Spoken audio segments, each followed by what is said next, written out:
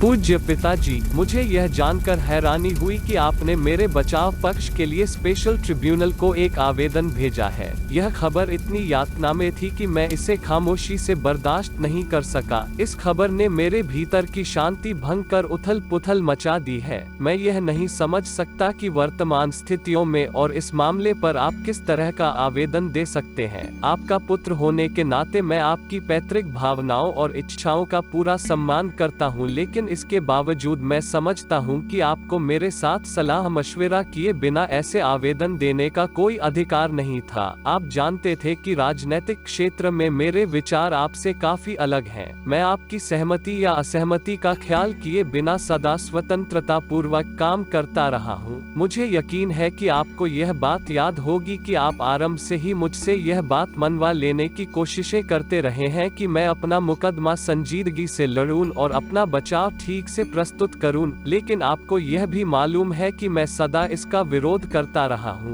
मैंने कभी भी अपना बचाव करने की इच्छा प्रकट नहीं की और न ही मैंने कभी इस पर संजीदगी से गौर किया है। आप जानते हैं कि हम एक निश्चित नीति के अनुसार मुकदमा लड़ रहे हैं। मेरा हर कदम इस नीति, मेरे सिद्धांतों और हमारे कार्यक्रम के अनुरूप होना चाहिए। आज स्थितियां बिल्कुल अलग हैं, लेकिन अगर स्थितियां इससे कुछ और भी अलग होती तो भी मैं अंतिम व्यक्ति होता जो बचाव प्रस्तुत करता। इस पूरे मुकदमे में मेरे सामने एक ही विचार था और वह यह कि हमारे विरुद्ध जो संगीन आरोप लगाए गए हैं, बावजूद उनके हम पूर्णतया इस संबंध में अवहेलना का व्यवहार करें। मेरा नजरिया यह रहा है कि सभी राजनीतिक कार्यकर्ताओं को ऐसी स्थितियों में उपेक्षा दिखानी चाहिए और उनको जो भी कठोरतम सजा दी जाए वह उन्हें हंसते हंसते बर्दाश्त करनी चाहिए। इस पूरे मुकदमे के दौरान हमारी योजना इसी सिद्धांत के अनुरूप रही है। हम ऐसा करने में सफल हुए या नहीं, यह फैसला करना मेरा काम नहीं। हम खुदगर्जी को त्याग कर अपना काम कर रहे हैं।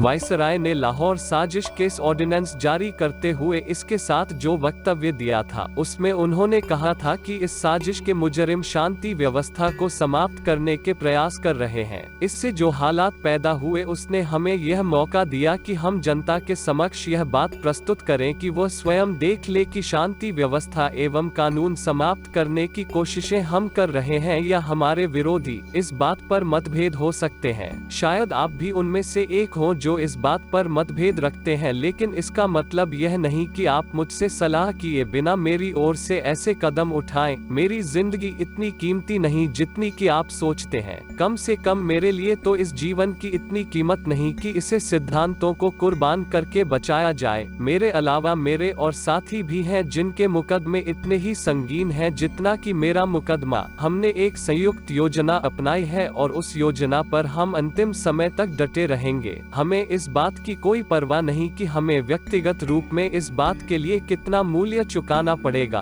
पिताजी, मैं बहुत दुख का अनुभव कर रहा हूँ। मुझे भय है आप पर दोषारोपण करते हुए या इससे बढ़कर आपके इस काम की निंदा करते हुए मैं कहीं सभ्यता की सीमाएं न लांघ जाऊं और मेरे शब्द ज्यादा सख्त न हो जाएं। लेकिन मैं स्पष्ट शब्दों में अपनी बात अवश्य कहूँगा। यदि कोई अन्य व्यक्ति मुझसे ऐसा व्यवहार करता तो मैं इसे गद्दारी से कम न मानता, लेकिन आपके संदर्भ में मैं इतना ही कहूंगा कि यह एक कमजोरी है, निचले स्तर की कमजोरी। यह एक ऐसा समय था जब हम सबका इम्तिहान हो रहा था। मैं यह कहना चाहता हूं कि आप इस इम्तिहान में नाकाम रहे हैं। मैं जानता हूं कि आप भी इतने ही देश प्रेमी हैं जितना कि कोई और व्यक्ति हो सकता है। मैं जानता हूं कि आपने अपनी पूरी जिंदगी भारत की आजादी के लिए लगा दी है, लेकिन इस अहम मोड़ पर आपने ऐसी कमजोरी दिखाई, यह बात मैं समझ नहीं सकता। अंत में मैं आपसे, आपके अन्य मित्रों एवं मेरे मुकदमे में दिलचस्पी लेने वालों से यह कहना चाहता हूं कि मैं आपके इस कदम को नापसंद करता हूं। मैं आज भी अदालत में अपना कोई बचाव प्रस्तुत करने के पक्ष में नहीं हूं। अगर अदालत हमारे कुछ साथियों की ओर से स्पष्टीकरण आदि के लिए प्रस्तुत किए गए आवेदन को मंजूर कर लेती तो भी मैं कोई स्पष्टीकरण प्रस्तुत न करता।